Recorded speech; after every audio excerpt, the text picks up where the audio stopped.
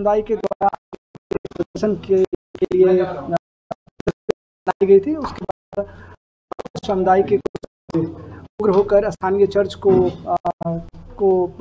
नष्ट करने की दिशा में थे, लेकिन तभी पुलिस प्रशासन और जिला प्रशासन की वहाँ पे उसके उपस्थिति में उन लोगों को समझाया गया, लेकिन समझाने के बावजूद उग्र हो गई थी और फिर भी संयम इस पूरे घटनाक्रम के दौरान जिले के एसपी साहब सर में चोट आई है।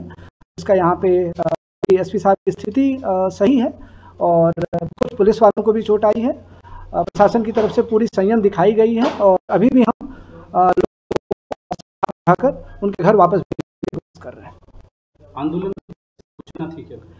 उनकी तरफ से एक की सूचना दी गई।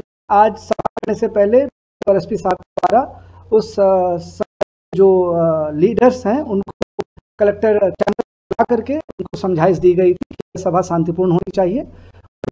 से उनसे बात की गई थी, लेकिन फिर भी ये बात हुई है।